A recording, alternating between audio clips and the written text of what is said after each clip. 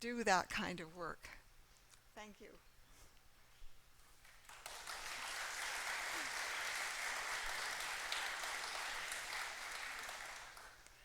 So I urge you to listen carefully tonight with open minds, and I encourage you to get involved in the decision-making processes in our village.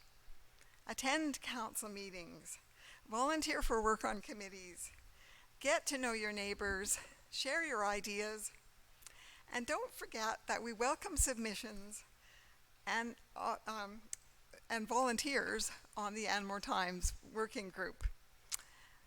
Now I'd like to introduce our moderator for tonight. Alan Edwards is what's the word? Stranger. No stranger to these kind of gatherings. And we're very happy that he's with us again tonight. Alan's a former TV news reporter. He has a public relations agency and has been a Belcarra resident since 1973. He's owned property in Anmore since 1989.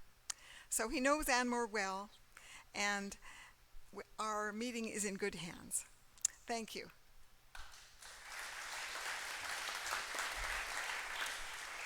Well, thank you very much. Great to be here again. Yeah, I'm a recovering television news reporter. Did that for 25 years, and I've been in the public relations game, which is all about reputation management. And I have had the opportunity to moderate these all candidates meetings, probably 6 of them over the last 20 years. And so it's a real pleasure to be with you here. I love Anmore and I love Belcarra. It's where I chose to live, Belcarra, and chose to buy property. I have an acre and a half on Lower Sunnyside that I've owned since 1989. And I'm very pleased to have a little piece of the pie here and piece of paradise. So this all candidates meeting is a bit different tonight because we have our mayoralty candidates, of course, incumbent John McEwen and challenger Mario Piemonte. So our councillors and our school trustee are all acclaimed. They are, of course, Polly Cryer, Doug Richardson, Kim Trowbridge, and Paul Weverink, and of course trustee Carrie Palmer Isaac. All have been acclaimed, but they are good enough to be here tonight to respond to your questions and give you information on what's happening in your community, and it's very important for you to be involved. So what's going to happen is the order of speaking has been determined in a draw before the evening got going tonight, so it's a fair play. And each speaker will have 2 minutes. We have the timer over there, so apparently something's going to turn green on the screen when the speakers have 30 seconds to go, and then the bell's going to ring when it's 2 minutes. Each of you then, after our candidates and acclaimed people have had their opening statements, you'll have a chance to ask your questions. Please come to the microphone here. Give your name, the area of Anmore in which you live, who you're directing your question to, or if it's a general question, please just say it's a general question to all people on the podium. And so we'll start off.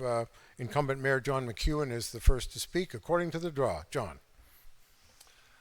Good evening, everyone, and thank you all for attending. Tonight's all candidate meeting, I'd like to thank the Anmore Times for all the work putting this event on. I'd also like to congratulate acclaimed councillors Weverink, Trowbridge, Cryer, and I would especially like to welcome Doug Richardson to the group. I've heard from some Anmore residents expressing concerns about change. Change can be frightening. I often think about what the change that came about when Ravenswood was first developed into half-acre developments, and now it's one of the most idyllic streets in Anmore. Change is inevitable.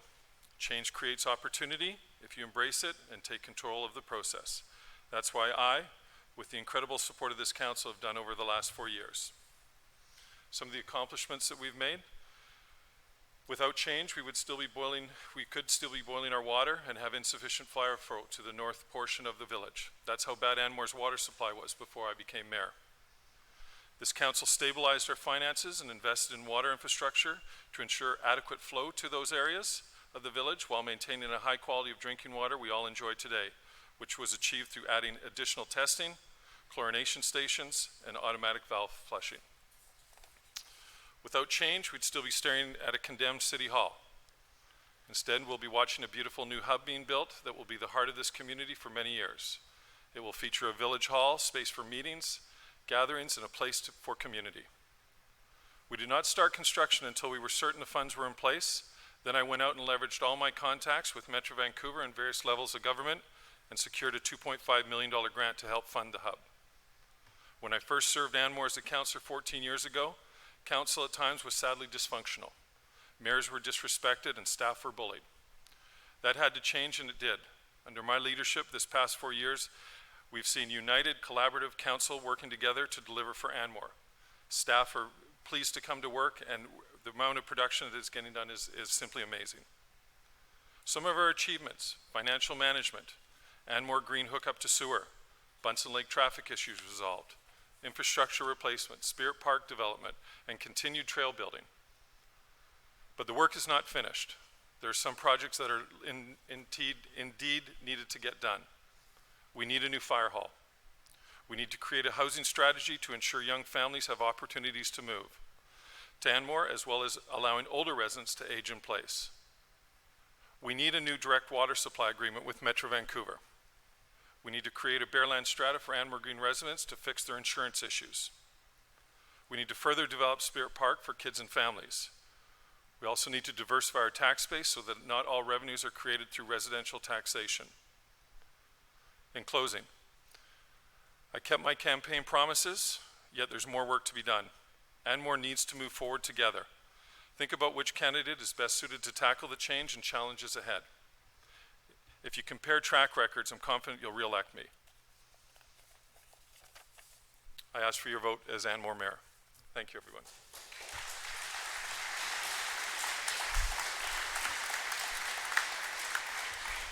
Thank you, John. Mayoralty candidate Mario Piemonte. Hello, everyone. Can you hear me? Is it okay? Thank you for all coming tonight. I would especially like to thank the Anmore Times for once again hosting the Anmore All Candidates meeting. Let me introduce myself as your candidate. I'm a happily married man, 24-year resident. I've met many of you serving you famous BBQ Smokies through my 20 years of volunteer service with the Saskatchewan Volunteer Fire Department. I have been on numerous adrenaline-pumping medical call-outs, fighting fires at all hours of day and night, and then calmer community involvement such as teaching people savers, lifting your kids onto the fire truck at special events. But what I really have done is I've also served you on a less exciting but equally important council business. I was councillor from 2008 to 11, chair of the Advisory Planning Commission for 2 terms, chair of the Board of Variance, chair of numerous other council committees such as Emergency Preparedness, and in 2019 I was honored to receive the Community Spirit Award. Why am I running for mayor? In democracies, you need qualified people who will step up to the plate. I'm well-qualified, experienced senior manager and longtime resident who knows the issues and is ready to commit to fully serving you as your mayor. I'm passionate about this village. I believe in small is beautiful founding vision of the official community plan. Central to this plan is respect for the natural environment, the trees, the animals, and environmentally sensitive lands. The pandemic has brought into focus the importance of an inclusive community where neighbors help and care about each other. In the past, volunteer contributions formed the backbone of our small community. I would like to help rekindle this community spirit. I believe good governance should not be arrogant. Council decisions should be based on healthy debate and should ultimately reflect the wishes of the community. Honesty, transparency, respect, inclusiveness, and openness should guide council actions. Managed and financially sustainable growth has always served this community well with a diversity of affordable housing options. The village is part of a community of communities in Metro Vancouver. I believe that we should be good neighbors and work together to combat the effects of climate change. The key issues for me are determining the will of the people on the redesignation of Anmore South from rural to urban through referendum and then acting on the results. As we helplessly watch wildfires, floods, unusual weather devastating communities around BC, I believe that dealing with the impacts of climate change take on critical importance. There is so much valuable expertise in the community. We can start by setting up our own volunteer climate action committee to advise council on the next steps. We need to think globally and act locally. We need to hold open and accessible council meetings and return to respectful and meaningful resident participation. Recognizing that budgets are balanced either by decreasing costs or increasing revenues, we need a careful update of the 2014 longer-term financial sustainability plan as a benchmark. While Anmore definitely needs a new municipal facility, the scope, revenues, cost, design, facility usage, and long-term financial viability of the current hub project needs to be reviewed in light of changing circumstances. In closing, I would like to thank you once more for your involvement tonight. I look forward to your questions. I'll leave you with this closing thought from Margaret Mead. Never doubt that a small group of thoughtful, committed citizens can change the world. Indeed, it's the only thing that ever has. Thank you.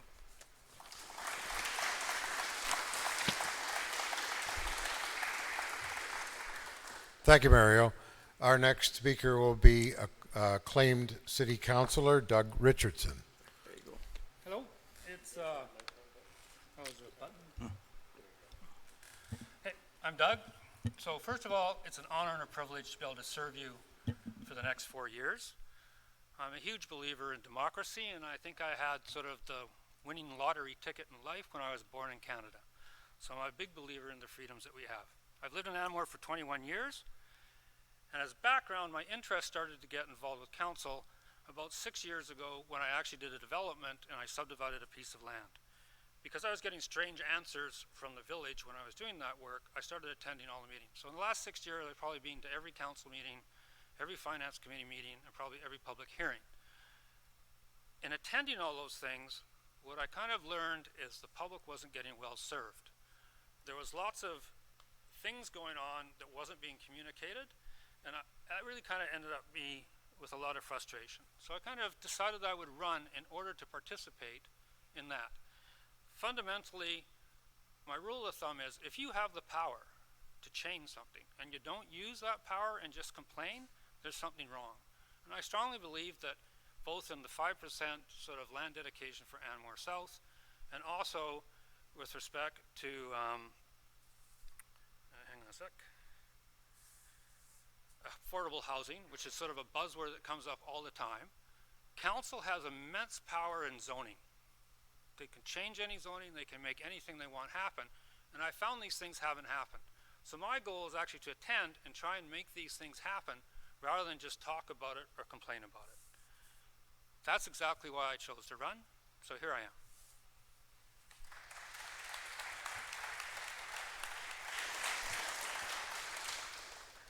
Thank you. Next is Polly Cryer, incumbent councillor and acclaimed for her next term.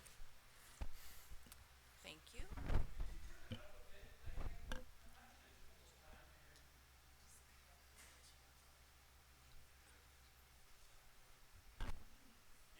Okay, can you hear me? Or I'll give him a minute. All right, I will try and speak loud.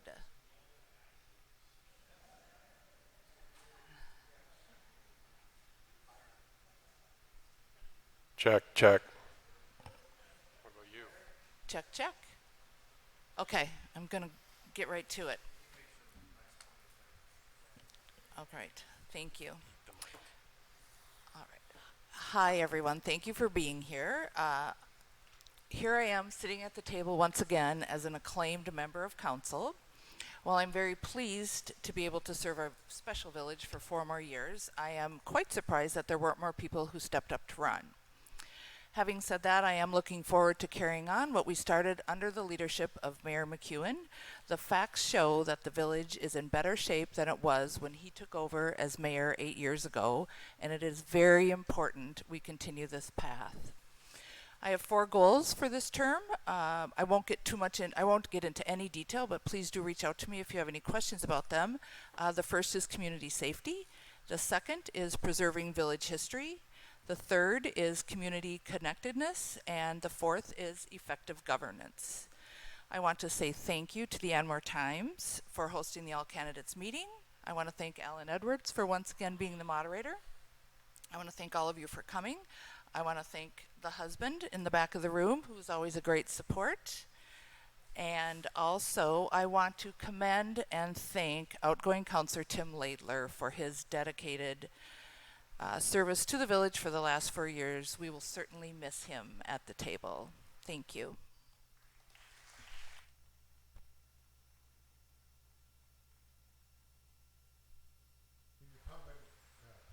Incumbent Councillor Paul Weberink, who is acclaimed for next term. I am honored to be acclaimed to council for another 4 years. It's a job that I've always put my heart and soul into, and I will continue to do so for the next 4 years, if I live that long. I am extremely lucky to have worked with a council over the past 4 years that has always put Anmore first, and I'm glad to see Kim Trowbridge and Polly Creer back. I congratulate Mr. Richardson for his acclamation, and I look forward to seeing what he brings to the council table. I'm fully in support of our current mayor, John McEwen, as I've worked with him over the last 8 years, and I encourage you to re-elect him on October 15th. My main areas of focus for the next 4 years are as follows. Support our Saskmat Volunteer Fire Department with appropriate resources. We're going to need a new fire hall that's been identified. Create a more complete community with more affordable forms of development and some commercial. We need to start serving ourselves and drive less. I keep hearing about addressing climate change, and I think that's a direction we need to go. Respect the unique natural environment of Anmore by maintaining large, intact forested areas.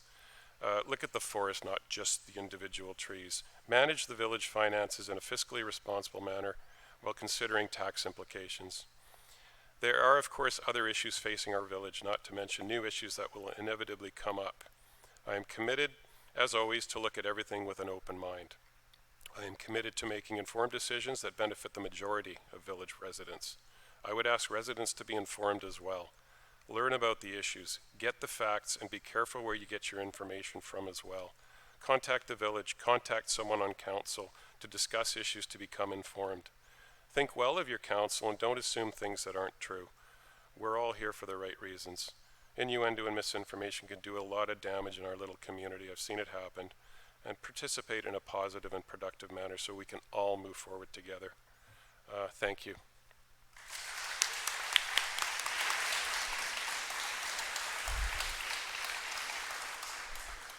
Thank you, Paul. Incumbent Councillor and acclaimed for next term, Kim Trowbridge. Firstly, I think so. Am I on? Great.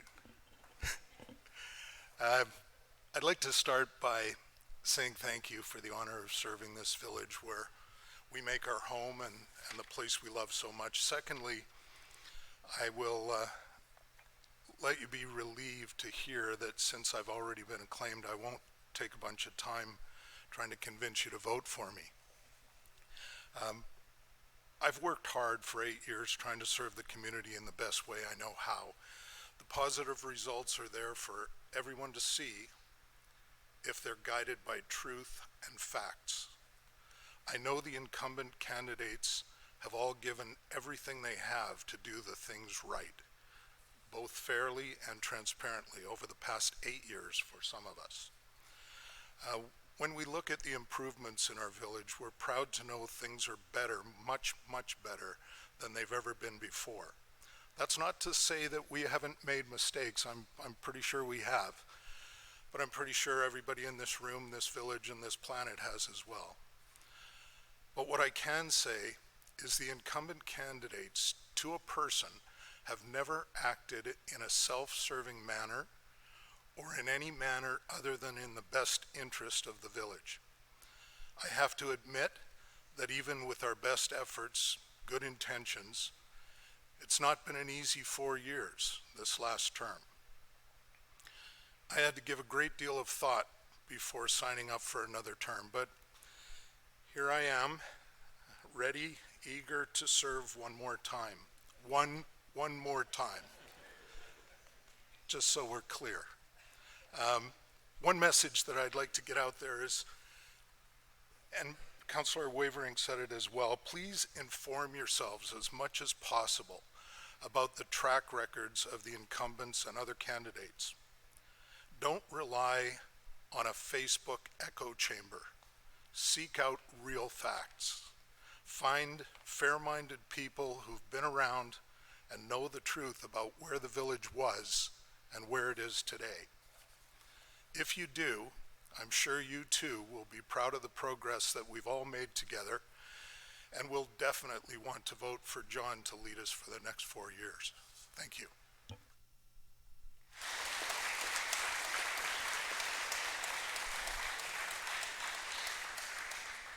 Thank you, Kim. Carrie Palmer Isaac, acclaimed as school trustee. Carrie? Good evening. I hope you can all hear me. I tend to be a bit of a soft talker.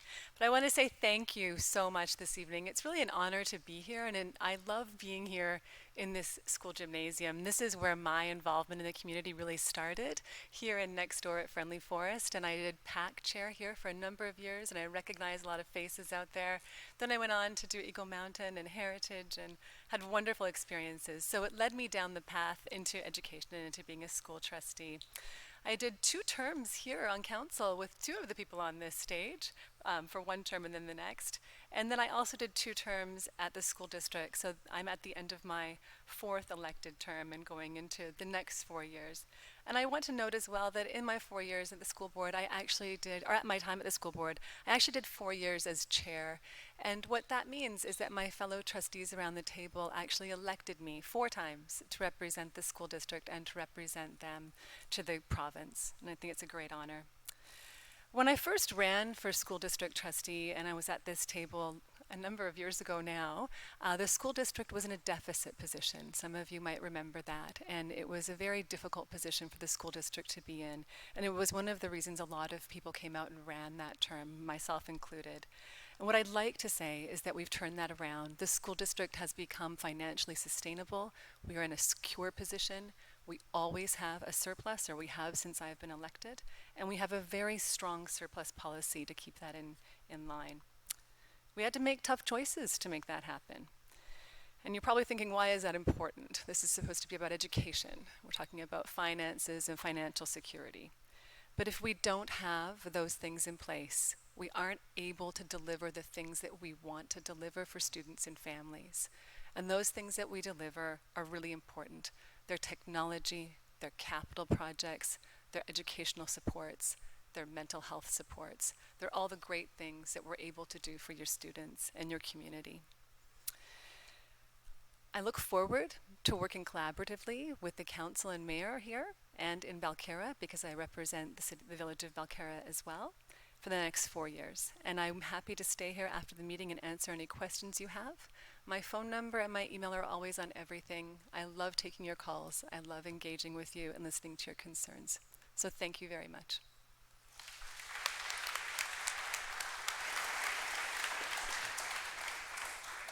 Thank you, Carrie. My laptop here needs a pin, please. Thank you. So this is your opportunity to ask questions. We ask you to limit your questions to 1 minute. If you can't get your question in 1 minute, it's probably not a question. It's probably a statement.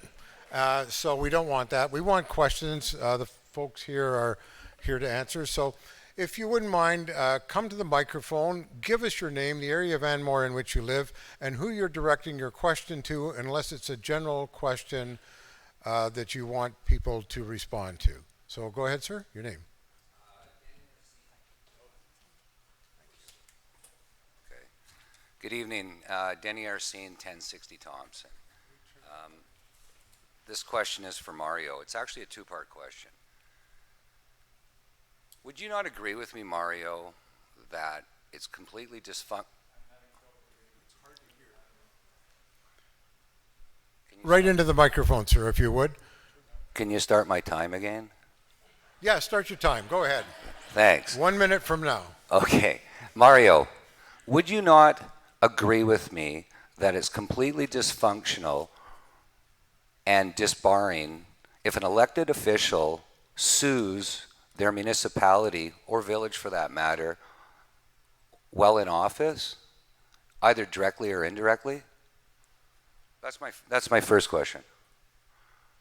I have never sued while in office. That was done outside before I even was elected. That's not my question. My question was, do you agree that an elected official should sue the village or a municipality when they are serving their municipality? Just a yes or no. Would you sue the village if you were elected mayor? No, Directly or indirectly? directly or indirectly. Well then, Mario, if you recall, when you were on council,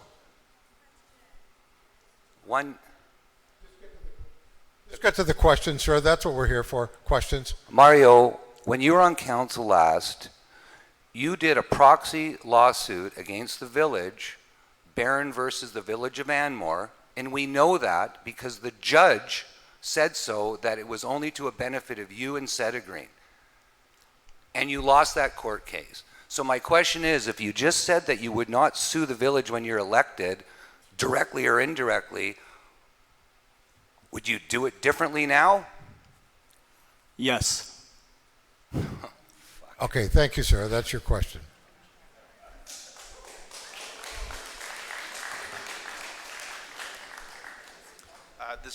This question is for Mayor McEwen. Mayor McEwen, why do you keep stating the need for affordable housing, yet over the past 8 years as mayor, Anmore has done nothing about it? In fact, in my observation, you have implemented zoning bylaws that have made Anmore less affordable. For example, you've limited the size of suites to 25% of the primary residence. This means if you're building approximately a 1,500 square foot suite, you need a 6,000 square foot home. So just to repeat my question, why do you keep stating the need for affordable housing when nothing's been done? Thank you. Yeah, thanks. Thank you for the question. Your data is incorrect. Over the last 8 years, one of the things that we actually strive for was actually to increase carriage suites. Carriage suites used to be 10 square meters, about 1,040 square feet. We actually upped them to 1,450 square feet, I think. Yeah. Now, most houses, 25% of that is easily to be attained. So your analogy of 2,300 square foot house isn't really a realistic on a house that would be eligible to be eligible for a carriage house, which would have to be on an acre land, as our zoning does. We've also, with the affordable housing, with the new Corvado subdivision, we actually asked that suites be included in that complete subdivision. So that subdivision will comprise of 19 parcels. So that will be 19 extra suites. We also then went back to the Bellaterre subdivision, which was another 27 units. That's CD6, and we had the allowance for suites into those. Before, none of those were allowed before in an other than an RS1 zoning. So we've actually done a lot to improve the thing. The pricing, well, I think we all have been benefited, and I think it's location, location, location. All of our values have gone up, and I think it's also attributed to the fact that, we have all our roads have been paved. We have good, clean drinking water. We're building. The community is in a great financial situation. So. Thank you. Are there any other questions from the floor?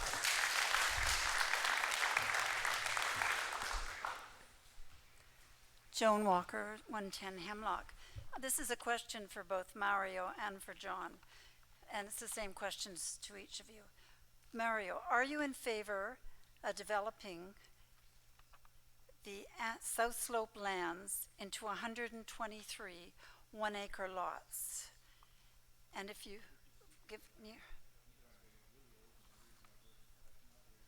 I can't hear you at all. Sorry, would you please speak into the mic? Yeah. Yeah, and make sure it's on. Okay.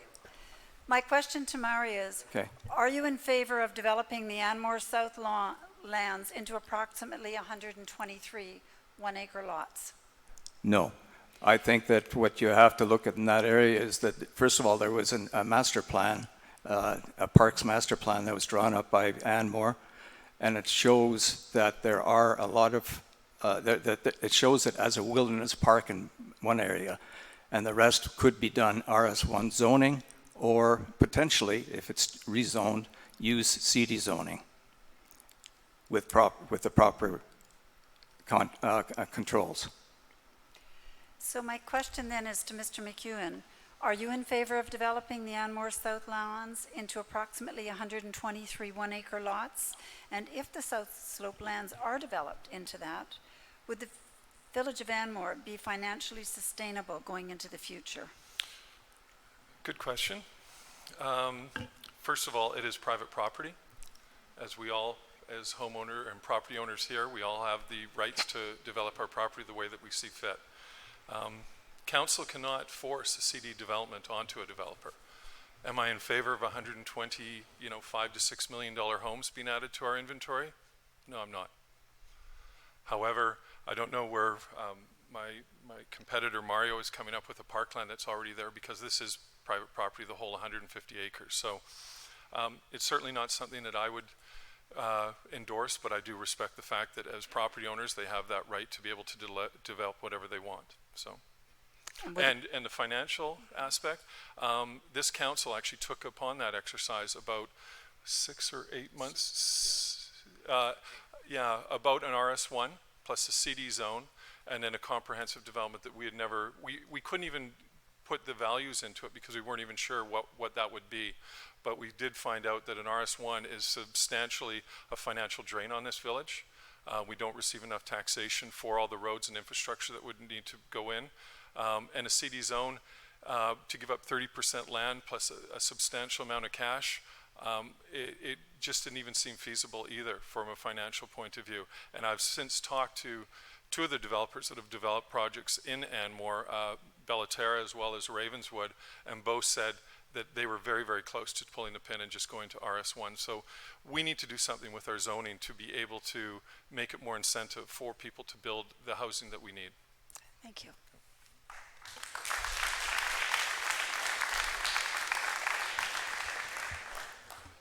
Yes, sir. Right into the microphone, your name and Yes. who you're directing the question to. Christopher Simpson. I have a question for Mario Piemonte.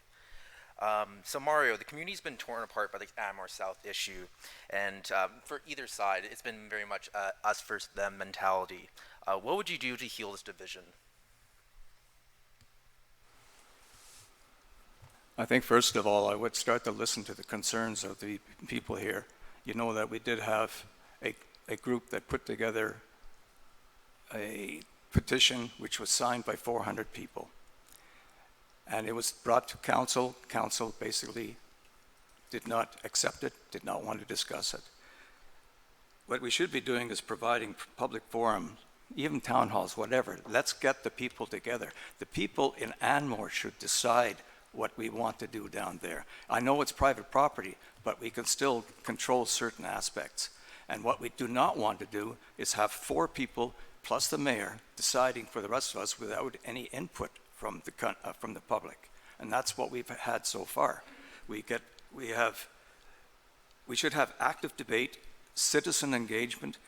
One of the things we do have is highly qualified residents who want to contribute their expertise and for the future of the community. And we're not getting that. We are basically listening. They are not listening to the people in Anmore or any groups in Anmore that come up with petitions. They don't even look at it. It's basically shunted off to the side. I'm sorry, but that's not the way I want to see things run.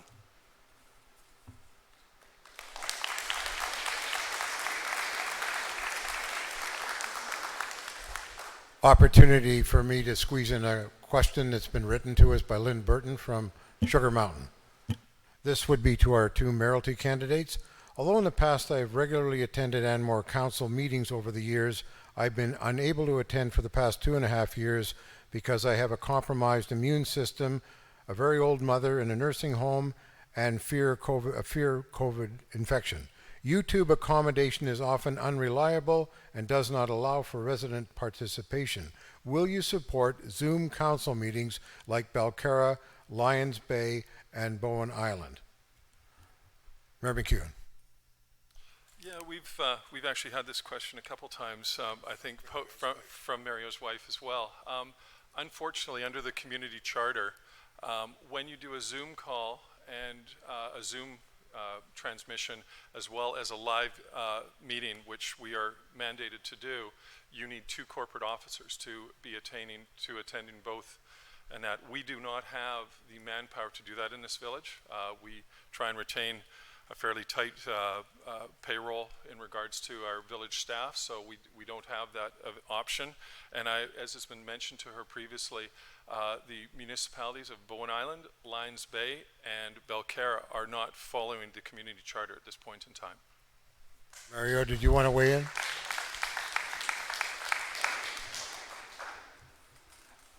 I think that most of you know that Anmore managed to get an $800,000 plus grant for COVID-related activities, whatever that they need the money for. I think less than $20,000 has been spent. There's close to $800,000.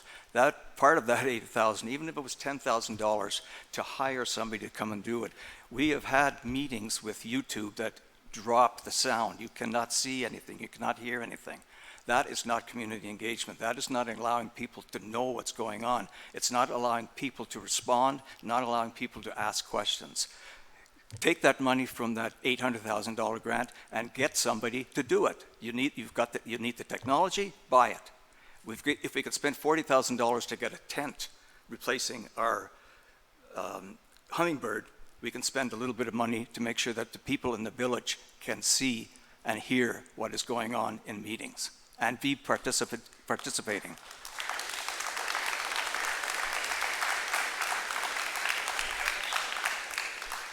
Thank you. A written question from Brenda Parrish from Sunnyside Road. And this is directed to Mario Piemonte. As mayor, what would you do differently than the present council to encourage residents to give feedback on important issues that Anmore faces? I already mentioned earlier community engagement. What we don't have is a council that is allowing the public to be fully involved in the discussions, to be involved and can ask questions and get answers.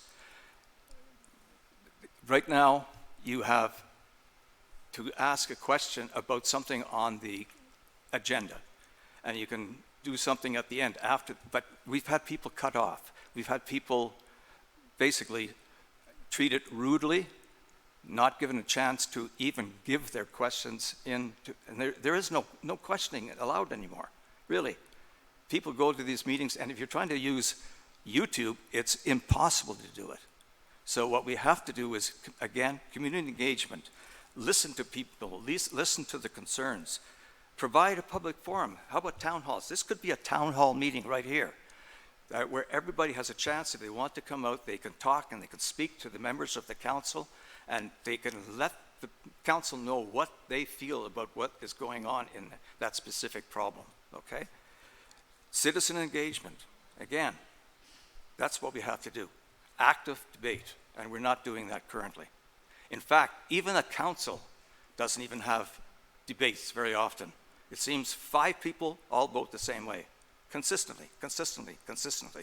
There's no debate. Nobody has a chance to give their opinions, to give what they think is a solution, or to ask why we're doing certain things. Community engagement, that's the key. Mayor McEwen would like to weigh in. Yeah, I'm going to have to correct a little bit of this. At all of our meetings, which are structured under the community charter, we start off the meeting with asking for public input, and that is to provide any comments, questions you may have for anything that's on the agenda. Then at the end of the meeting, which usually go on for an extended period of time, I've never shut it down once, we actually ask for public question periods, which is to ask questions. Speakers are asked to provide it within a certain time limit, but to make it in the form of a question. And this usually goes on for about 15 or 20 minutes related to anything regarding village business. So this assumption that it's not is completely wrong. So. Did I respond to that? Okay. How often have you heard, what's the question? How often have you heard, time's up? That's not community engagement.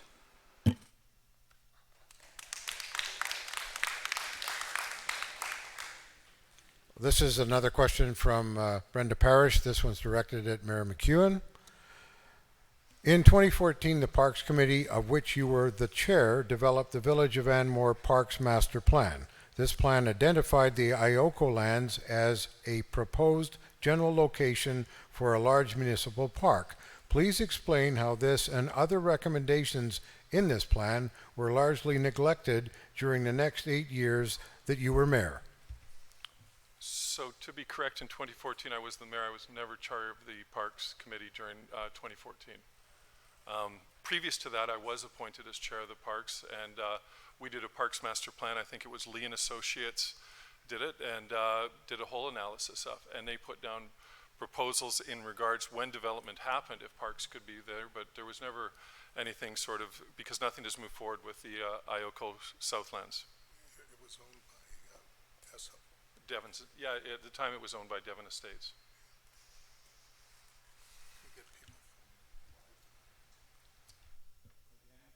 I'd like to just add something to that, if I might. Go ahead. That plan by Lees and Associates, it was accepted by council, but it was also accepted by Metro 2050 as an action plan for climate change problems. Some of the details in that action plan are related to that.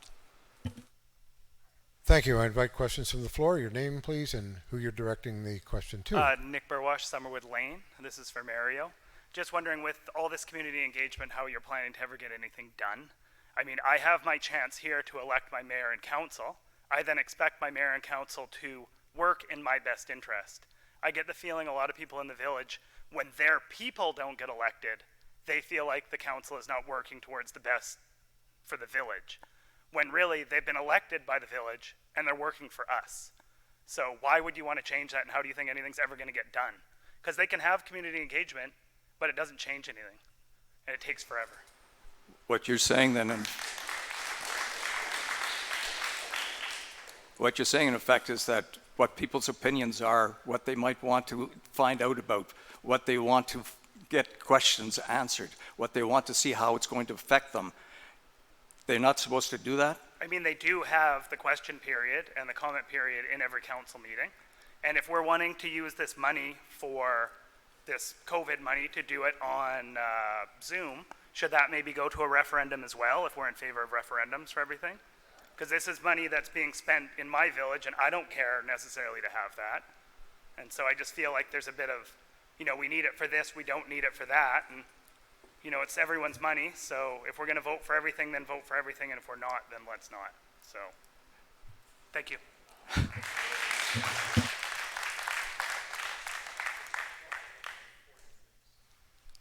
Any response to that?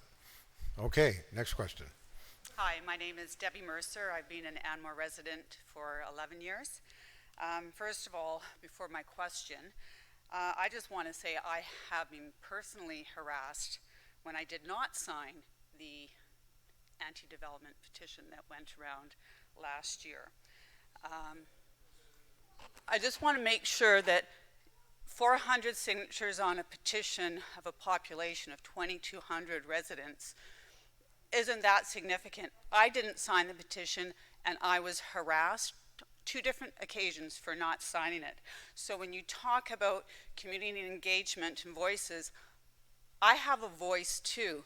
The Facebook page in Anmore, it seems to really be very focused for one particular special interest group, for the silent group that are afraid to say anything because we are dissenters to a lot of things that are said in that. So that's just my little blurb on engagement and listening to people. That hasn't not been my experience, Mario. So, your question. My question, in your opening statement, you mentioned you wanted to conduct reviews, strike committees, and you're very focused on community engagement. That's a lot of busy work and nothing particularly tangible. So, my question is, what is your vision for moving Anmore forward? What is your plan for fiscal growth, for developing a variable and strong tax base? What is your plan for moving Anmore future focused, not stuck in this nostalgia that a particular group is so focused on?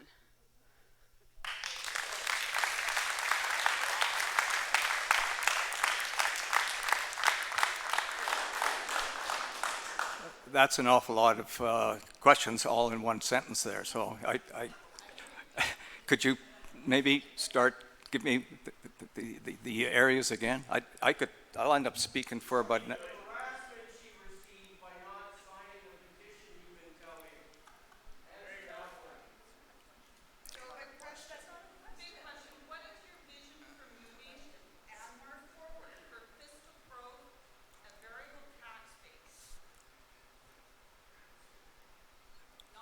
For moving forward.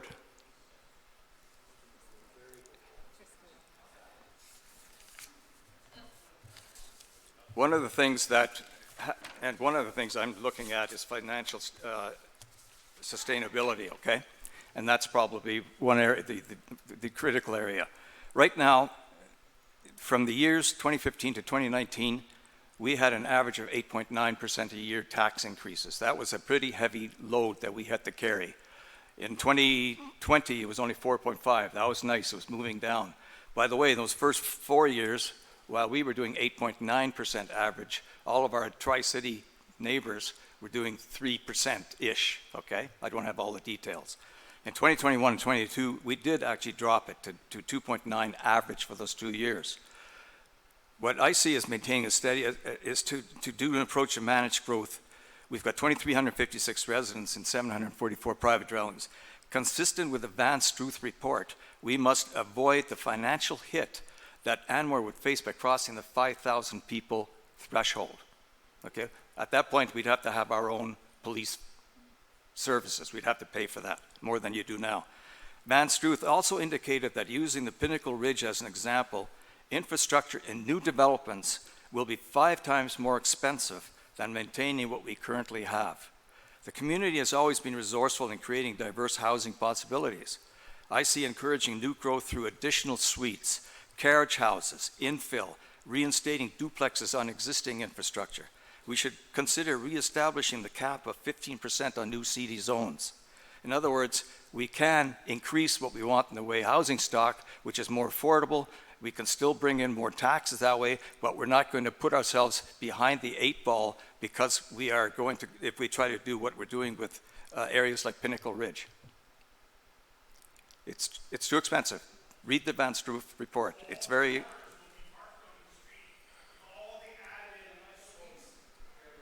Okay, if you have a question, you need to come up, identify yourself, and identify who you're directing the question to, please.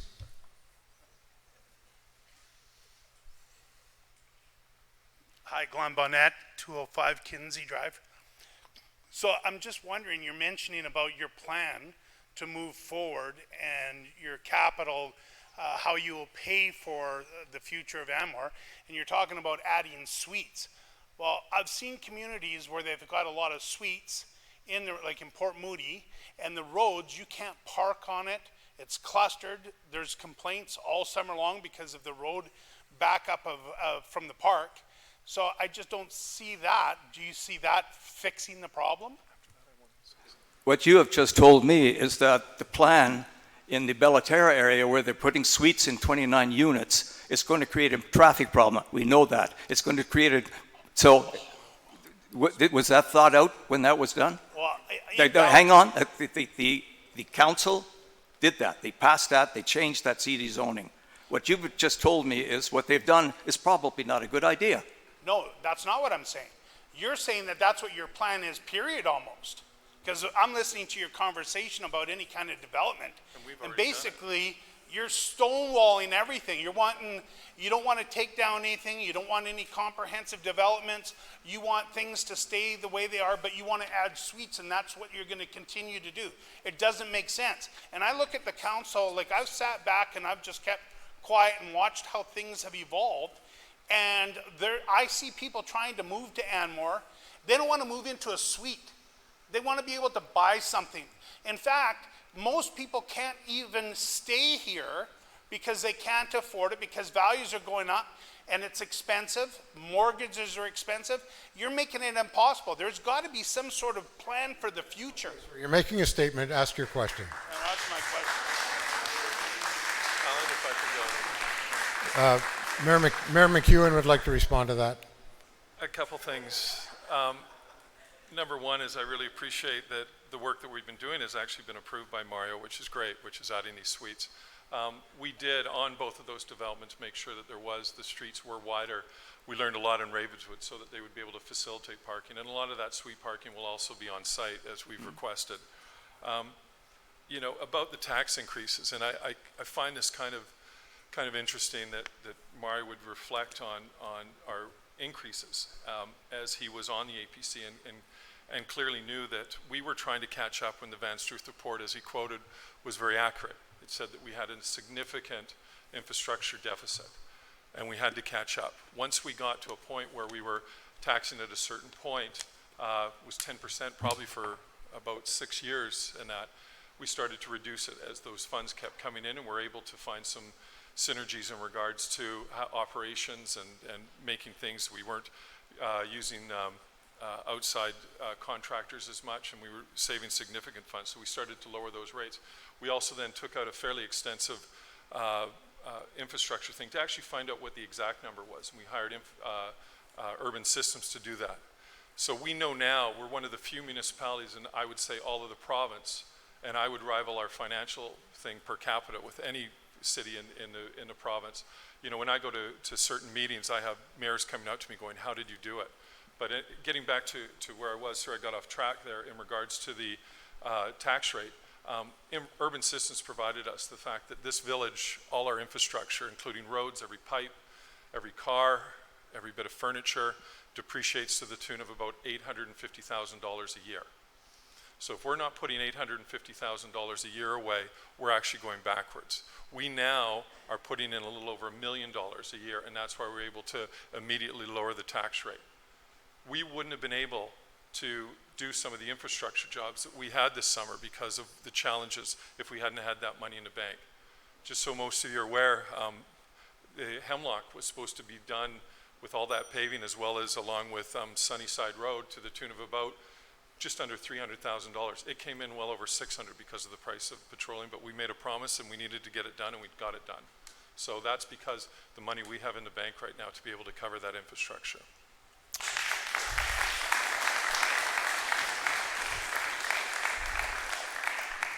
Are there any questions from the floor, or should I go to other questions? Yes, sir. Another attack. Your name and who you're directing the question to. Hi there, Mark Obadinsky, 1010 Sugar Mountain Way. Right against the microphone, please. Sorry. Thank you. Move it up. There we go. We're good? Yep. Sidebar first, thank you all, council, for doing what you do. It's very grateful of the progress that you created. My question is for Mr. Piemonte. I've been a resident for 16 years here, or 18 years, and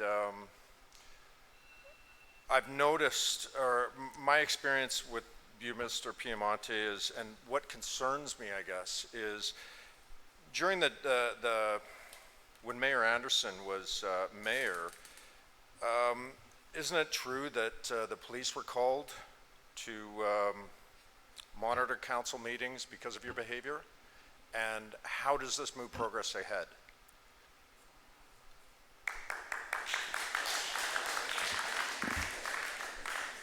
I'm not going to go into all the details, but I will tell you that I was very frustrated after a meeting where I was not being allowed to even bring information to the council. And the meeting was halted by the mayor and with the help of the rest of the councillors. I admit, afterwards, after the meeting, I used inappropriate language. I apologize for that, mea culpa, but I'm a lot older and hopefully a lot wiser now. Supplementary question, sir? Moving forward, hopefully doesn't help, is we need certainty, and that's where my question lies, is on past experience, it makes me concerned moving forward. It will not happen again. Next question. Your name, sir, and who you're directing your question to. Kevin Spence, Ludlow Lane. I have a yes or no question for Mayor McEwen and a yes or no question for Mario Piemonte. Mayor, have you ever gotten in your car at about 9 o'clock in the pitch black, driven about a mile, snuck through 150 feet of bush into a resident's backyard and confronted them about a fire?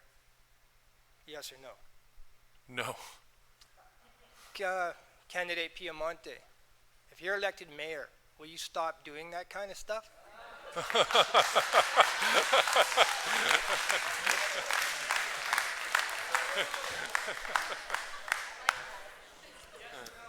That's a yes or no request? I actually missed what you actually said. I thought He asked if you would stop doing that kind of stuff. Yeah, but what did Yes or no? What did I do? That's a part Well, I I missed. guess you'll have to determine that in your own mind. Let's move on. Question, sir? Please. So, Dave Farley. You can come back again, sir. Sir, you can come back again. Order, please. No, you get your turn, okay? Sir, you go ahead. It's Dave Farley, 2140 East Road. I've been here for close to 50 years now. I want to make sure that you can hear me, Mario, because generally when the questions get tough, you pull out this I can't hear thing. So are we good now? I'm good. Perfect. So my question first is to all the council members, and thank you for the work that you do and for running again. I know it's a tough job. I got enough skeletons in my closet that I'd never do it. So well done for doing that. But that makes me come to you, Mario, and ask about your time. And I appreciate the time that you spent on the Sasamat Volunteer Fire Department. My question is straightforward. Did you leave on good terms with the department? Yes or no? I left because of my age. I left because of 20 years of service. I would say that from what my chief said to me when I retired, okay, and what he wrote afterwards, I think I left on good terms. So in your mind, you left on good terms, because generally with the public response that I've heard, you did not. And that plays into a larger role of being a mayor and whether or not you were capable of not being angry. I'm okay, thank you guys. It is a question. Was that a question? It was a question. Let's go over it one more time. Are you capable of keeping your anger management in line? Oh, yes, I think so. I think so. I've learned an awful lot. So it hasn't been an issue? No, it hasn't been. You know what? We just talked about the cops showing up. If, with respect, sir, you asked your question, let him finish. Fair enough. We're talking about 14 years ago, okay? So Things change, Mario. I know, and I changed too. Next question. I have some that have been written in I can fill in with, or if anybody has a question, please approach the microphone.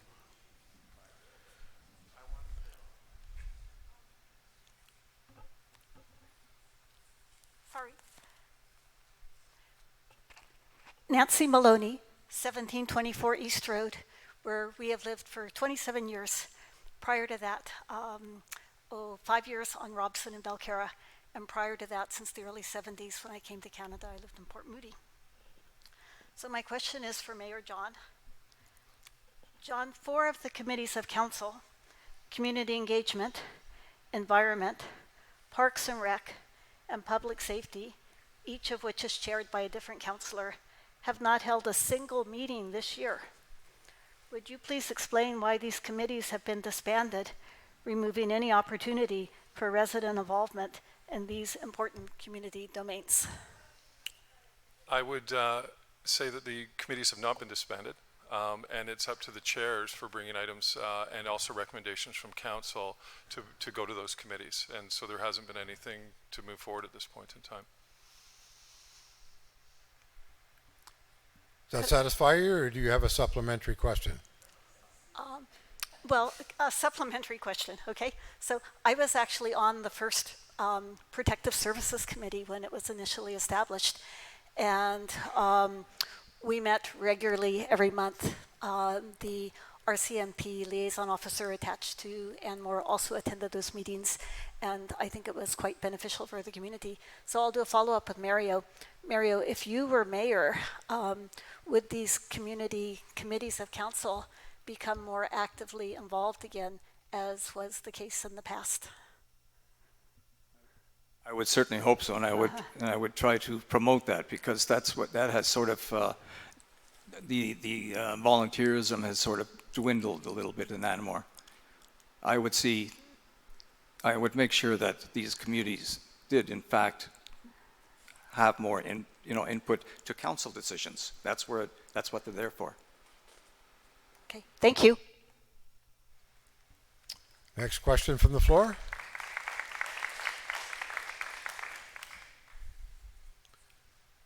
Go ahead, sir, your name and who you're directing your question to. Ryan Rose, Sunnyside Road. First off, I want to comment on something I heard earlier about lack of public consultation or engagement. I was at a council meeting recently, and it was interesting. At the end, a lot of people unfortunately leave, but then when you open the floor to public question, a resident came up, had a concern, and in fact, you talked to them, directed them with staff. The next day you said, well, call in staff and they'll deal with it and take care of it. So I think you guys are doing what you should be doing by listening to the public that way. But that wasn't my question. My question is to candidate Piemonte. Last time you were on council, you had a staunch opposition to the use of technology and computers, so much so that you in fact bullied the female council members and female staff to the point where you had to be censored. Now, my question is, given that our staff at the Village Hall is I think it's almost 70% women now, do you see that being a problem, dealing with that and bullying them in the future? Thank you.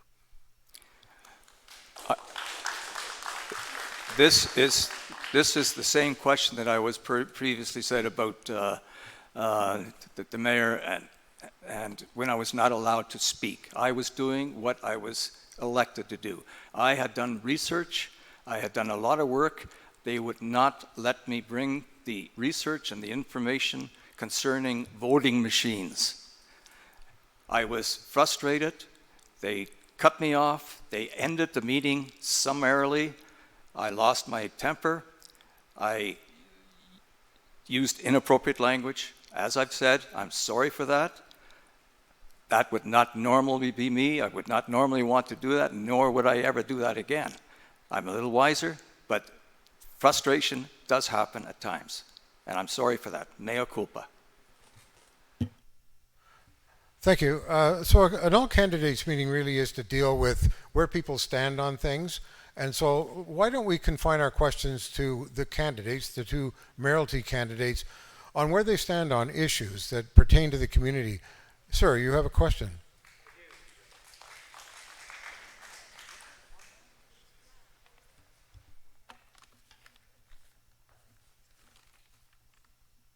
So this is a, can you hear me okay? My name is Anchor Aurora from Chestnut Crescent. Mario, you're making a big show about public consultation and the importance of the voice that people should have. But when you and Chris Settegreen were on council, you forced then Mayor Weinberg, who was quite respected, I might add, to resign midway through his term, and then continually blocked a by-election, forcing the province to step in and issue a decree to force one. How do you think this benefited democracy, and how do you think that gels with what you're saying now about public consultation and giving people a voice when you're blocking a mayoral by-election?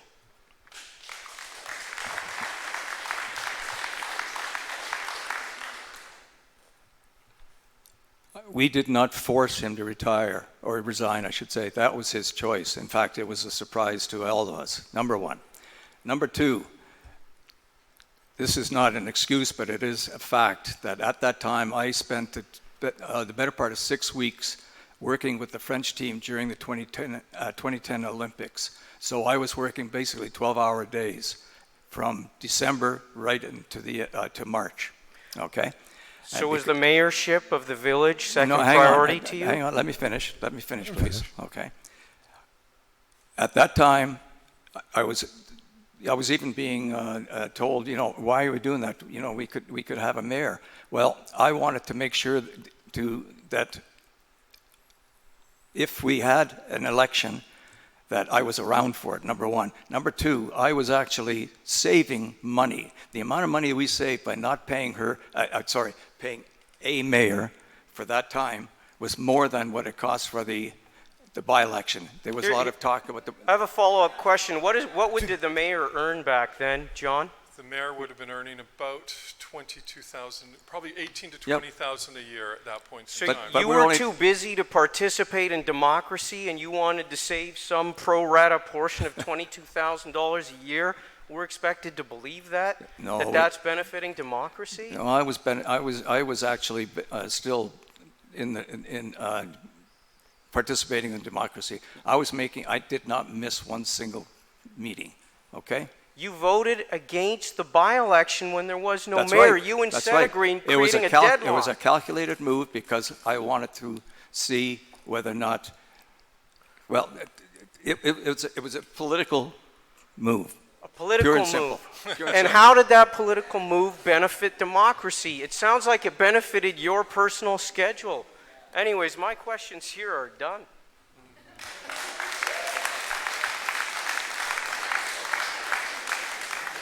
Mayor McEwen would like to respond. You know, that was my first term on council, and it was a pretty dark day for our village. I had, when I ran for council, I met with Mayor Weinberg beforehand, and I was quite inspired to run for council. And I remember that night, he came in and he said, I don't know, and he even had a farewell speech, and he started to talk with that farewell speech, and there was other, I know Councillor Palmer Isaac was there as well, and he wasn't even given the decency to say his speech before he was over talked out. And I remember Hal walking out, and I remember just shaking my head going, I don't want to be a part of this. And that's exactly what happened. And then I had to, he phoned me the next day and said, you're going to have to step in as mayor. I'm like, what am I into right now? And I remember phoning the province and repeatedly asking them going, we just keep getting up to 2-all ties about adding a by-election. I don't know what to do. And they said, well, we've never seen this before. And I had to force, and I remember speaking to the MLA, it was in Nelson, he had just broken his leg. And he said, okay, John, I understand, we're gonna step in. And that's exactly what happened. And on that election, Mayor Anderson got elected. Or yeah, Mayor Anderson got elected. We went and, I went and talked to Mayor Anderson and said, we need somebody who's got some experience. The village is not in a good state right now. And that's exactly what I did. And there was a by-election and she got elected. Thank you.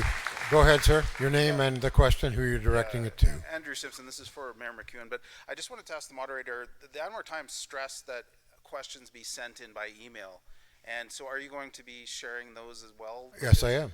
Thank you. But I'm doing you the courtesy of allowing you to have your question now. I appreciate it. I just wanted to make sure there was time left, because Lots of time. Nobody gets to leave. fantastic. I like that. But the question I have for Mayor McEwen, and maybe this is on everyone's mind, but I think it's very strange that a developer made a major development announcement during a critical time like a municipal election, because it interferes with a free and fair election. Developers would usually respect election time as a quiet period. So my question to you is, do you think developers should make major development announcements during an election period? What are you referring to as a major development? I'm talking about the announcement on the village site about the Anmore South development being RS1. And I think that is, the timing is just a question in my mind. So my question is, do you think developers should be making announcements during this time? So let me, correct me on this. So you're asking me whether a developer putting forth, exercising his rights on zoning that's already there, and you think that the timing is suspicious? An announcement at this time when everyone is waiting to have a question period. But again, the zoning, this isn't a council issue. That's what I'm asking you. Yeah, Is no, it suspicious? again, this isn't a council purview question when the land is already zoned RS1. So it's a staff thing, proving officer. If you want, you're more than welcome to go and speak to the village about it. I don't know what the timing was either. About. Yeah. Yes, sir. Your name and your question. Jubin Jalili, Crystal Creek. Mayor McEwen. Yeah. Jubin Jalili, Crystal Creek. Mayor McEwen, just following the previous question, based on your experience, is it possible that the developer can pull out, the permit or application easily and opt for like 5,000 densification again? I can't understand your question. The question is that there's an application. We heard on your website that they're going for RS1. Is there a guarantee that they cannot pull it up, 1 month down the road and go for densification again? I would suggest you reach out to them and ask them. I don't know. No, I'm asking you. Is there a possibility you think that they can do it, 1 month down the road? I have no idea. Okay. That's up to the developer, I guess. Yeah, yeah. Are there other questions? Yes? Hi, Greg Moore with Icona that owns Anmore South. We did not make an announcement, just to clarify. The village made the announcement after the subdivision application was approved in principle by the approving officer. Did you know that council does not have an active role in subdivision applications? And I'll ask everybody across the table. Thank you. Councillor Trowbridge. The answer is yes. We saw the announcement when the public saw the announcement. We're not involved in anything other than zoning. Your name and your question and who you're directing your question to. Oh, I'm sorry. Go ahead. To answer your question, what was the question? Sorry. Yeah. Oh, no, we don't have any involvement in the application that was put forth. Sorry. And yeah, that's left with the approving officer. It was announced because there were questions from the public about it. So that was our staff that actually announced it to answer your questions. Yeah, we don't get involved in pre-zoned subdivision applications. Everything in this village is zoned RS1, all the basically undeveloped land. So if an owner wants to come in with an RS1 subdivision, they go to staff. It doesn't, we actually learned about it because I saw an actual map of the whole area and I said, what's this? And that was about 2 or 3 weeks ago. And then the village decided to announce it because it has been a contentious issue and everybody is wondering about it. So it was sort of a courtesy. And as for the timing of the developer submitting the application, you have to talk to them.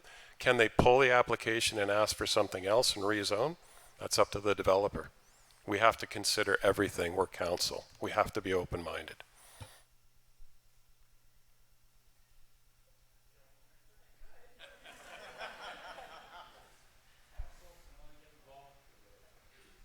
Council can only get involved in rezoning. They don't have any say in subdivision. Everybody have their comments? I'll just add mine. I agree 100%. Everything I know enough about that's what it is.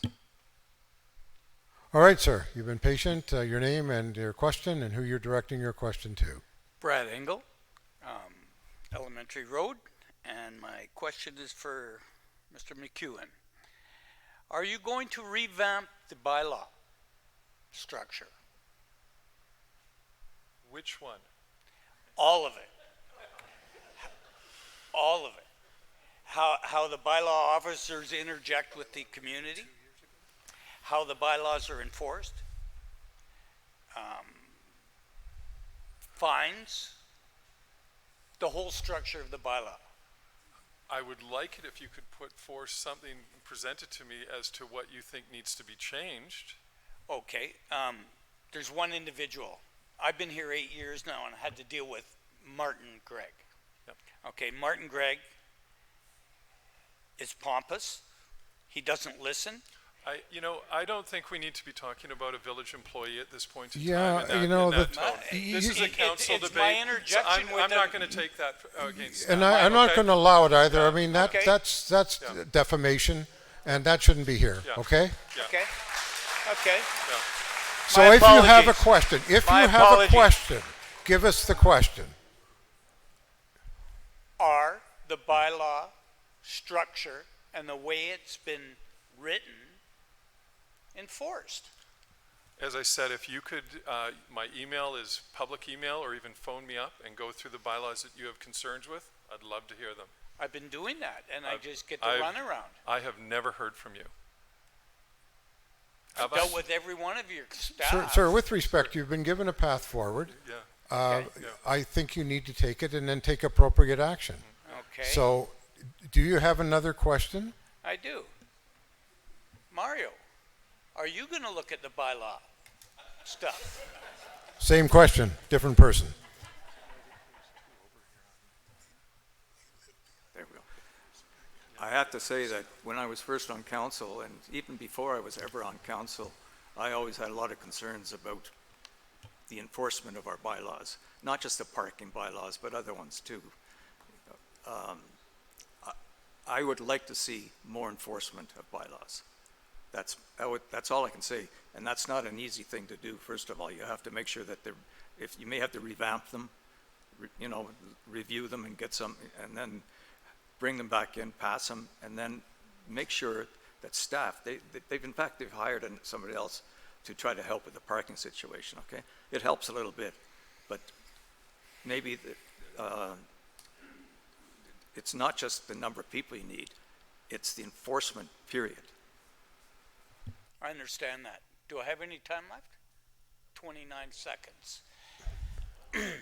Anmore recently hired Joe, a new bylaw officer. Was that job put out for tender for any of the community to? Yes, it was. In what venue? I'm not sure, but I can tell you that it was posted and that. You're not sure? I'm not sure the venue. Yeah. I know that it was posted as all jobs are. Where?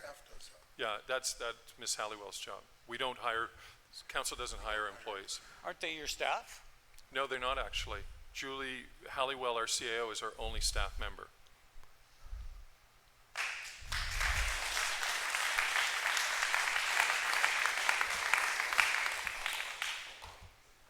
Any other questions from the floor?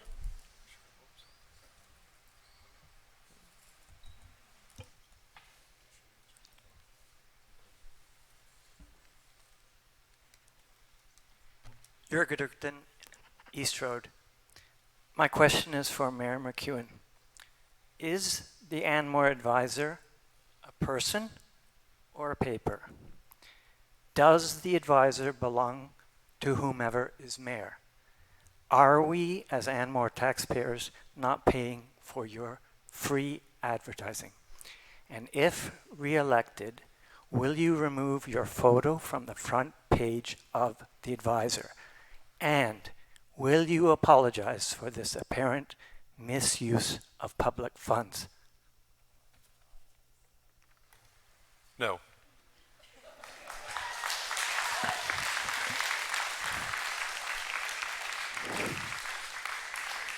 Thank you.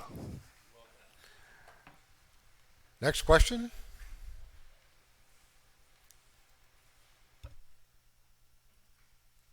Hi, Tony Spring of Sunnyside Road.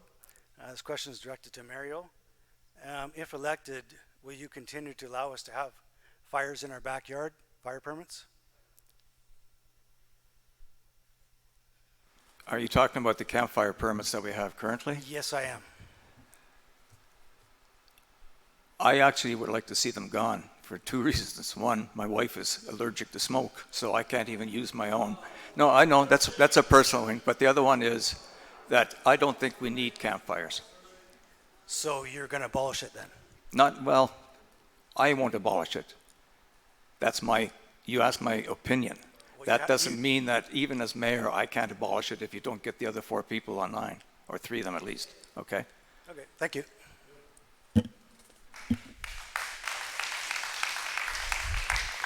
So, go ahead, your question.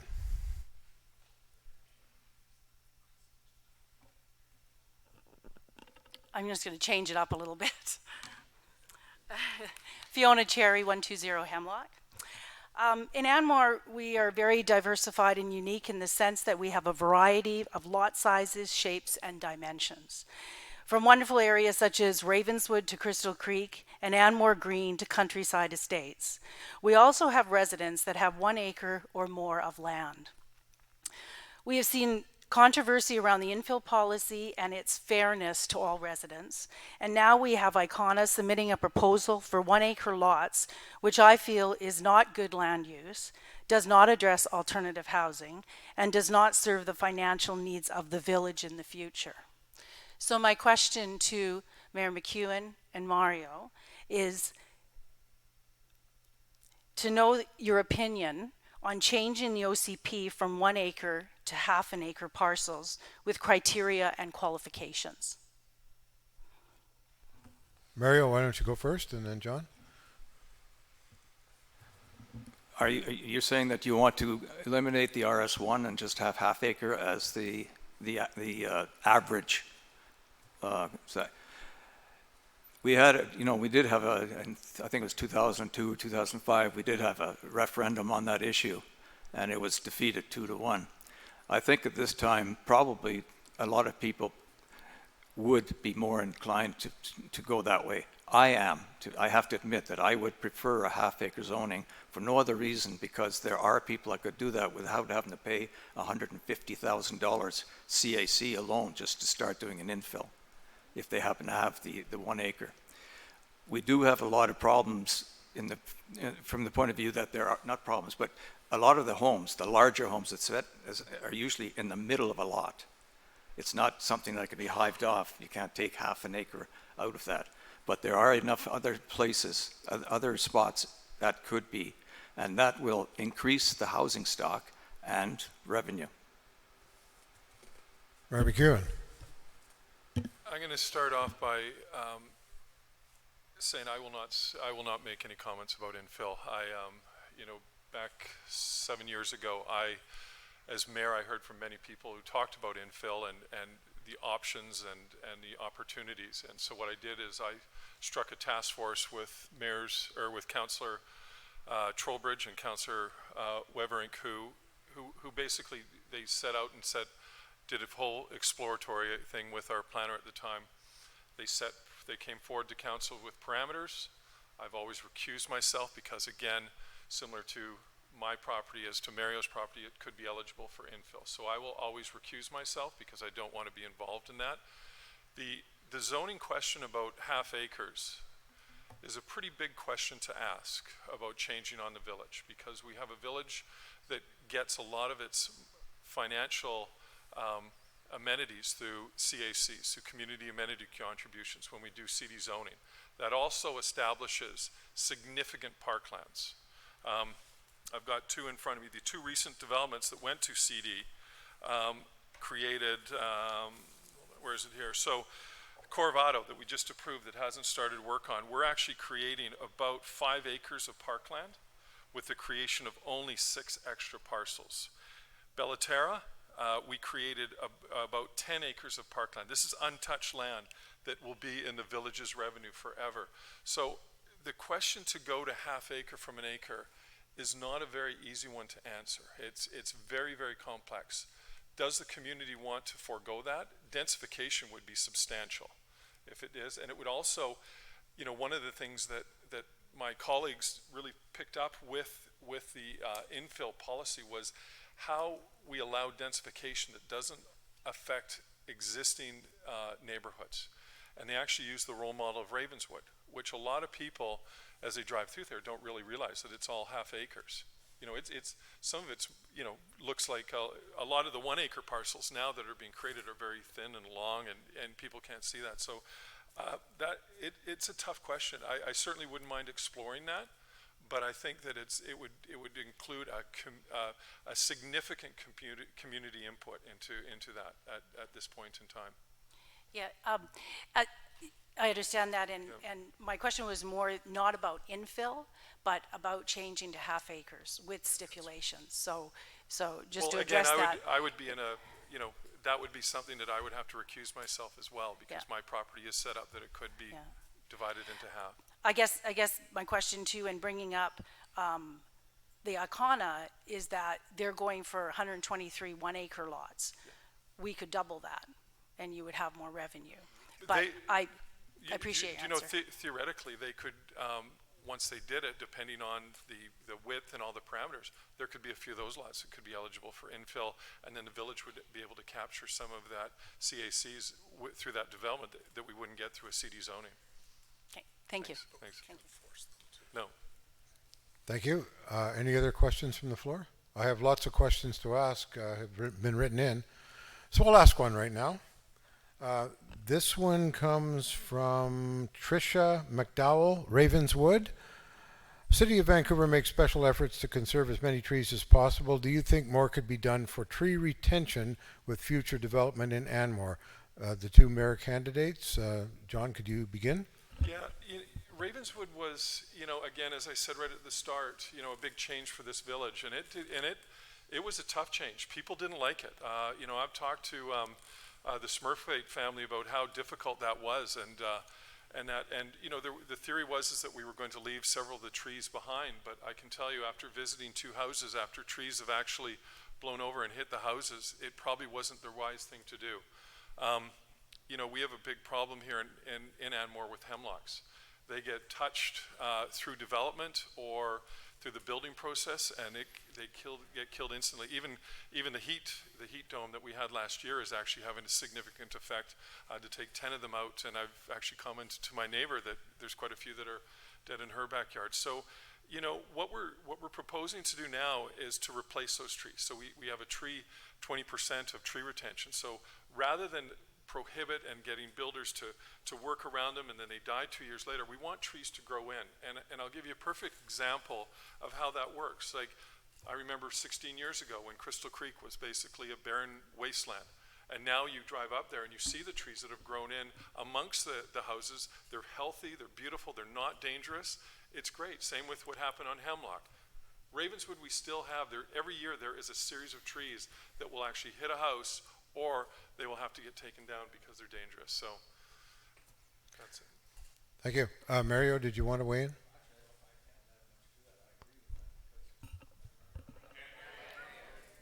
Turn your microphone on.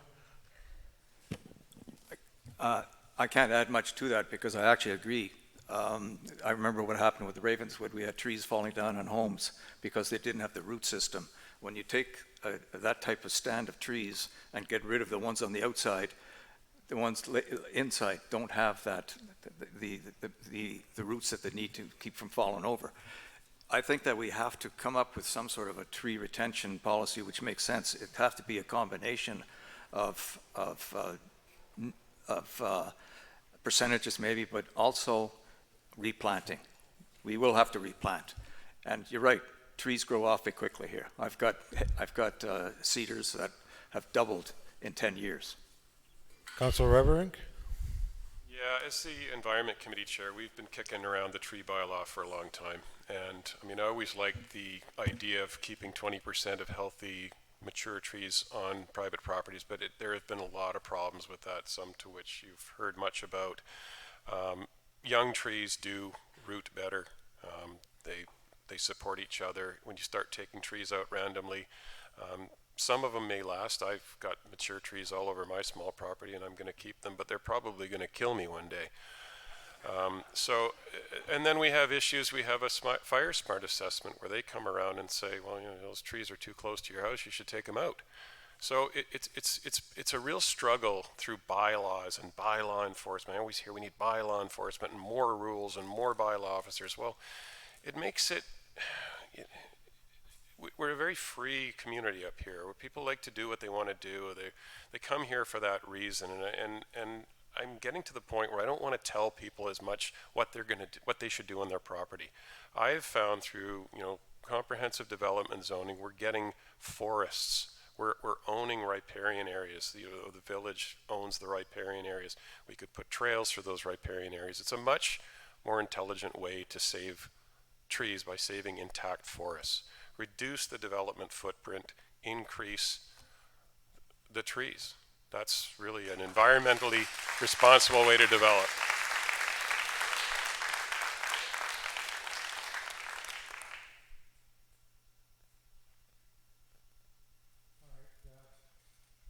Turn my mic on here. This is a question from Paul Halliday, Crystal Creek, to both mayoralty candidates. Using a dollar amount or a percentage, how much has your campaign been funded by a developer or builder or someone who works for them or is a family member of them? Mayor McEwen, you'd like to speak first? I haven't received any funding as of yet, but I have made it very clear to my financial officer that I will not be receiving any funding from anybody in the development industry or related to it. You will from me. Oh, but a few council members have said that they're going to contribute to my campaign. Thank you. Mario? No. Turn your mic on. Did you want to comment? 0%, nothing. Yeah. Well, that's pretty clear. These are financial questions. This one comes from Andrew Simpson, Crystal Creek. Mayor McEwen, you have often said Anmore is unsustainable, and you're also on record saying Anmore is sustainable and in good financial shape. Which one is it and why? You know, I look at the challenges that we have come through just to get where we are kind of at status quo. And if you read the Bench Truth Financial Report, it depends how we build out. If we continue with the RS1, which is not the way to go, we will not be financially sustainable. We will not have enough households to it. The big challenges I'm seeing, and I use Belcarra as our benchmark from 10 years from now. Belcarra only has 6 volunteer firemen right now because the housing costs are so expensive, they don't have the housing stock. So their normal or their minimum is about 11 firefighters. So if we don't start providing some sort of housing for our volunteer firefighters who are in the age of, Chief Sharp said he liked them, firemen to be about 25 to 35 or to 40, we're going to have some challenges. And a paid fire department, which is what they're facing, is going to be a significant tax hike in regards to Belcarra, making them unsustainable. So if you look at them 10 years ahead of us, we could be saving the same thing if we don't make tactical changes in regards to our development and get young families here. And I'm not talking, I know that we have some amazing young firefighters here in this community, and this council has been so incredibly supportive, but we also have heard from them, they don't want to be in a basement suite. They want to actually buy a place here to be able to have roots, to have a family here and partake like a lot of us did. I know, the thing worries me incredibly. I remember when I got a report from BC Assessment that our average assessment in Anmore was $2.3 million. That's a lot. That's a really lot, and a lot for a young family who wants to put some roots in this community to be able to provide back, and that really is what worries me. And so the sustainability is related to that.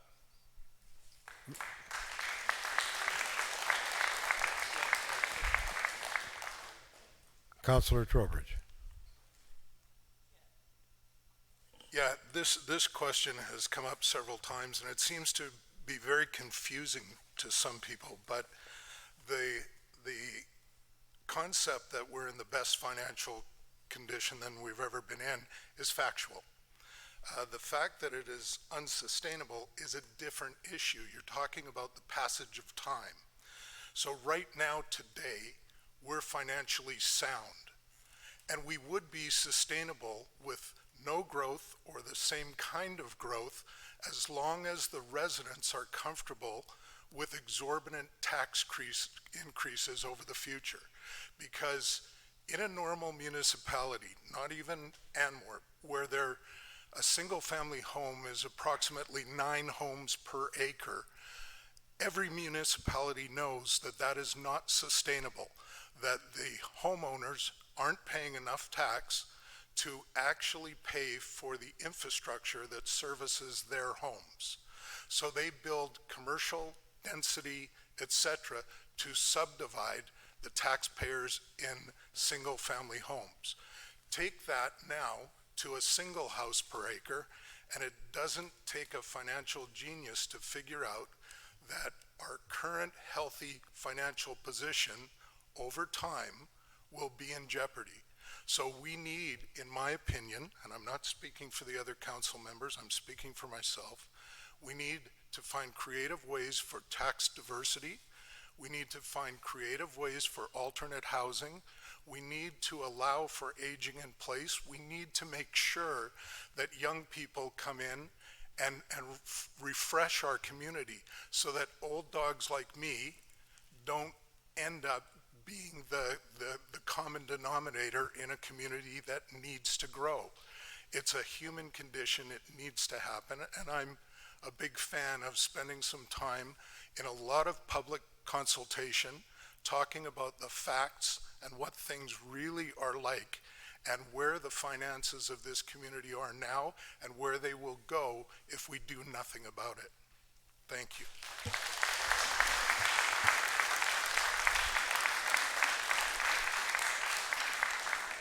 Mario, Mr. Halliday also asked you to comment on the sustainability of Anmore. I alluded to that earlier when I talked about the Van Struth Financial Sustainability Plan, okay? And it says exactly that, that if you keep building the Pinnacle Ridge type of infrastructure, in other words, large homes on large lots, it'll be 5 times more expensive than maintaining what we currently have. The community has always been resourceful in creating diverse housing possibilities. What I like to see is additional suites, carriage houses, infill, reinstating duplexes, mother-in-law suites, whatever. That is where you can get some of the young people at least being able to live here. It also allows the people that want to age in place that they can hive off part of their property or build a carriage house for themselves and let the younger people live in the main house. That is a solution without it increasing our tax base, or without increasing our tax burden. Thank you. This question comes from Wade Parrish, Sunnyside Road, to both candidates for mayor. Although council has proudly proclaimed that Anmore is in a strong financial position, I'm worried about the long-term financial health of the village. Bowen Island is currently building a community hub of comparable size to Anmore for $18.5 million with a $4 million recent escalation due to rising interest rates and construction costs. How will you handle any cost overruns for the new village hub? John. I don't know a lot about the Bowen Island Community Center. I do know a lot about the Bowen Island Fire Department because we went and toured it, and it's almost going to be a mirror of what we're going to be hopefully building here in Anmore.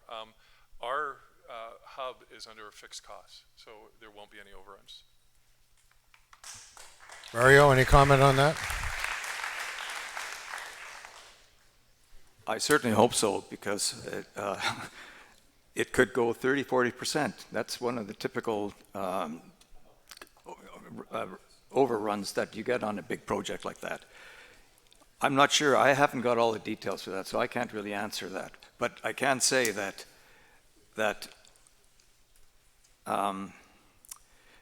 to avoid a financial hit, we should make sure that we review again what is the state of that particular project.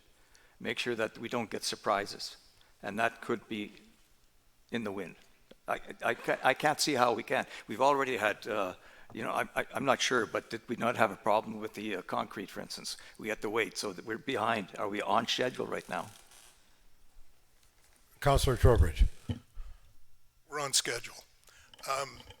The hub's being built under an IPD model. Under that model, without going into a huge amount of technical information, the owner, which is the village, the principal contractor, the designer, and all of the significant sub-trades have to agree on the completion price. In addition to that, there's what's called a risk register.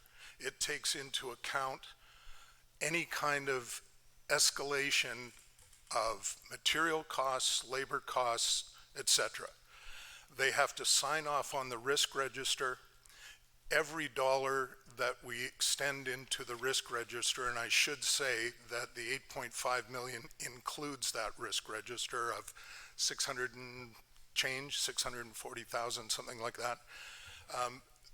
Every sub-trade, every one of the key contractors will lose their profit by the amount that they extend into the risk register. So unlike conventional design build or any kind of other program, when we saw what was happening with the economy, we got ahead of it.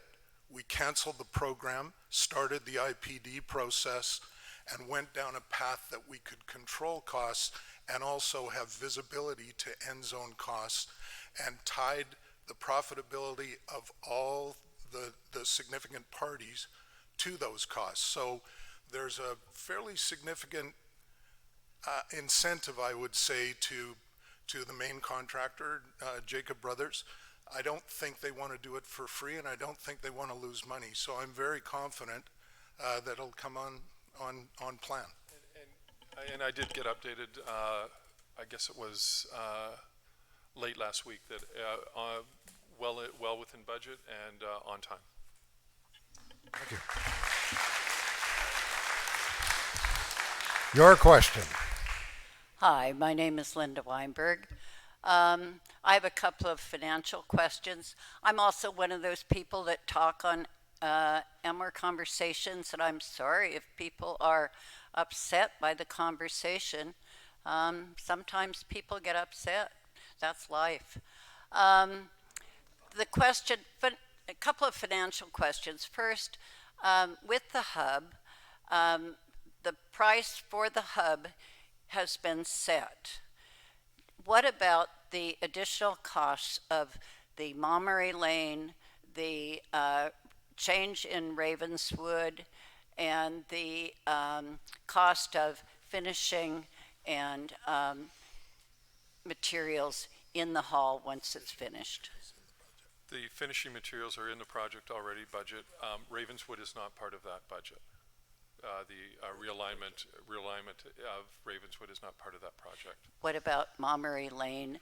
Also the costs of the moving of all the trailers to the workshop, was that also included? Well, they were repurposed because those trailers are the trailers that are going to retain with us. So that's going to be our new public works office down there. Those trailers will just convert into that. So they were repurposed. So the cost to move them was sort of factored into that. The trailers that were down there had no floors on them anymore, so they needed new trailers. So that was a different line item.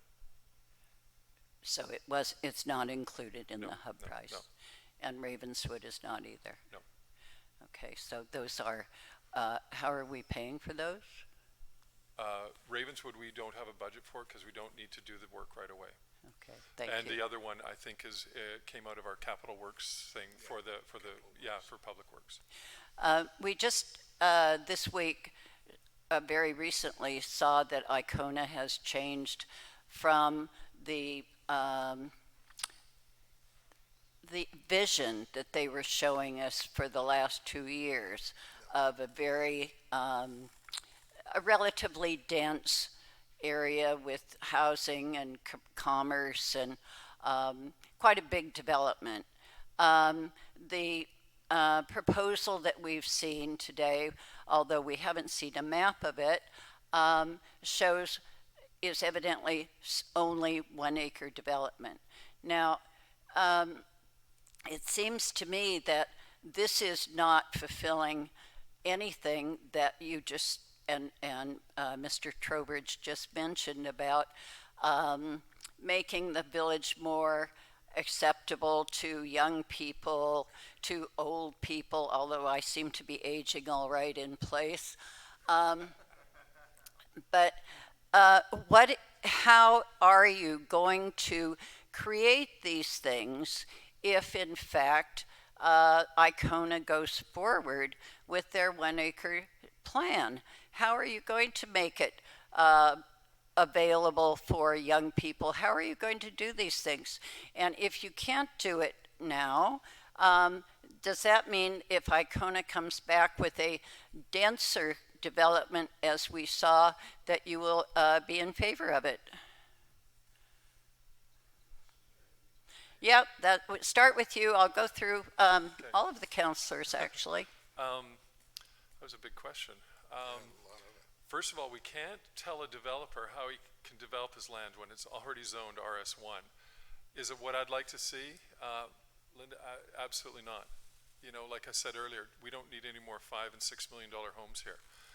But, you know, if a developer, because I know what the land was purchased for from Devon Estates, or have a good estimate at around $32 million, there's a significant profit to be made with just getting in, building out the 1 acre lots and leaving. I certainly hope that isn't the case, and I would do everything I could to try and change it. I think, you know, it doesn't, as you said, it doesn't fulfill any of the needs that this community needs long term. If they do proceed, you know, we're fortunate enough that there is other land that we can then try and focus on. There's Pinnacle Ridge, which has close to 100 acres of all the parcels there. There's land up at Uplands. There's about 18 acres there. So, you know, I think that it's important that we realize that, you know, we need to have, you know, we need to be able to tell community and understand what we need. And so with that, yeah, I don't know how to really answer it any further. You know, we're sort of stuck with of what they put forth. Councillor Trowbridge. Yeah, I'm pretty clear that I'm not excited about more RS1 1-acre homes anywhere, let alone in the 150 acres. But you have to put it in the context of being private property. And I think we live in a democracy when people that own the property are allowed to put forward what they wish, particularly when it's been pre-approved for decades as 1-acre developments. Is it what I would like to see as a council member and a homeowner in Anmore? No, it isn't. However, it isn't a councillor's choice. It's pre-zoned. They can do what they wish within the parameters of the existing zoning and its rules. And it's important to note that we cannot force anyone to do something different. We can't cause an action. In terms of this shift, first of all, it's important to understand that there has never been a proposal from Icona put to this village. So if you know, the things that Icona has done about their visioning plan, that's their right as a landowner. But we as council have never had a proposal in front of us. So there's no shift from our point of view. And in fact, as we mentioned earlier, we just found out about the subdivision one roughly, you know, a few days ago too. So it's important to understand those two things.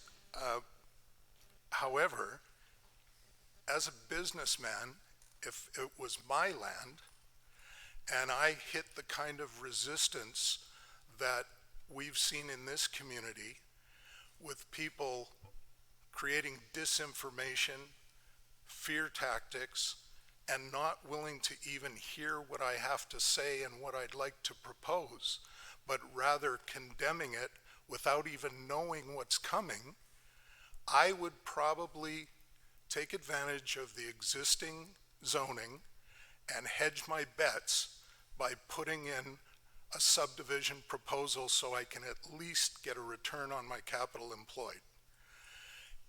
I would hope that we as a community would have open minds and before we lay down judgment, hear what they have to say. I may not support it. I may not like what they have, but that'll be up to you as constituents. There's a process for zoning. The zoning is the only thing that can change density. Icona cannot change density without going through a zoning process, and neither can we as councillors. So this fear-mongering that suddenly these green-eyed council members are going to create towers through the sky, and I personally asked for an airport there, but it is just, it's ludicrous and it's time to end. So, yeah.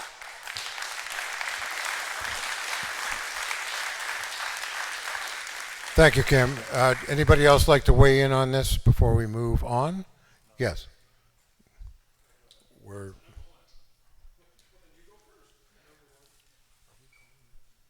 Okay, so my understanding of the laws as described are completely opposite of what was just said. A council's greatest power that's given to them in the municipal laws of the province is to control zoning. If council decided to change it to CD zoning prior to the application, I don't know the law after the application, they could have done it. Council Anmore has had 8 years, 6 years, 16 years to change it to CD if they chose to do so. And they are completely allowed to do so, it's in the laws. The developer might, the landowner might complain, but you can do it in such a way that they will not be financially disadvantaged. So you change the zoning, you could have got the 30% park, you could have got the CT, and once it's in control of council as that zone, they can put all sorts of different things in there, suite sizes, number of suites per home, size of buildings, everything. And I believe it was a complete missed opportunity. With that said, I actually do not believe that Icona will follow through and finish the 1 acre zoning. I think it's a temporary thing. I don't know if it's a business thing or something along those lines, but I'd put money on it that that RS1 application will disappear in the next little while. Thank you. It's 9 o'clock, and I promised each of the participants here 1 minute to sum up, so we're going to do that. And we'll do it in the order that everybody drew, and that would be Mayor McEwen first. We're here. I don't have anything prepared, but I will say that I really hope for your support. I think we're on an incredible trajectory. I think this council knows the challenges ahead, and we do have some challenges. I was really surprised that I had a whole bunch of notes on rural and urban. I'd love to share them with anybody who wants to reach out and talk to me, because it's some pretty interesting conversation. The one thing I will say is that the urban and rural thing just sort of came into light with Metro 2040, which was in 2011. Before that, we were actually called the Urban Area Growth Concentration Area.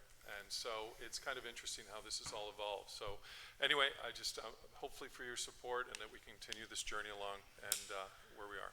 Thank you. Everybody. Mario. I will listen and I will hear you. I will deal in facts and issues, not personalities. I'll ensure constructive dialogue and respect the wishes of the community. I pledge to work for all residents of the village. We are a family. I'll encourage healthy, open debate with my council colleagues and hope to find common ground and move forward with them to address the issues. Developers have invested in the community and know a good thing when they see it. It will work. I will work with developers according to our legal framework, but the vision and the wishes of the residents and the good of the community will always come first. The village staff has been well chosen. I hope to develop collegial and respectful working relationships with them. Community work volunteers are especially important. I would like to help rekindle community spirit and engagement. And once again, the Anmore Times has come through with shining colors this evening. I'll also be remiss if I did not recognize our masterful moderator, Alan Edwards. Thank you all. Last but not least, I want to thank each of you and every one of you for taking the time to listen and hear to what I have to say in person and online. Although there may be many challenges on the horizon, I'm sure we can meet them respectfully as a community working together. Thank you. Doug, sum up. I think most of all, because this council is yet again acclaimed, there's an opportunity that many people lose their voices. And my goal in all this is to be a voice and a communicator from what happens in detail to go out the other way. I won't shy away from social media.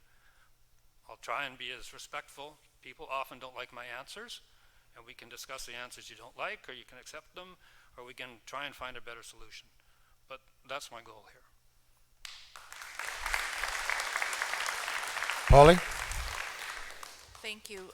I don't have much to say other than I'm grateful to be sitting at the table again. I look forward to spending more time meeting some of my neighbors. We missed out on that the last 4 years, and I hope that you all get out to vote. There are 3 different ways to vote, and I do hope that you vote for Mayor McEwen so that we can finish what we started. Thank you. Paul?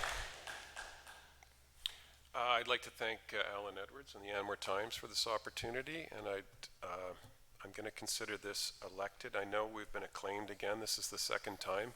I don't know if it's a failure of democracy or a message to us that we're on the right path. I hope it's a message that we're on the right path.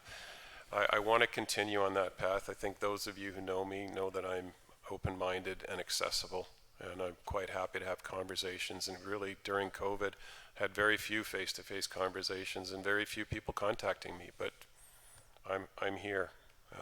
And if I don't get killed by one of those trees around my yard, I'll be here for 4 years. Thank you.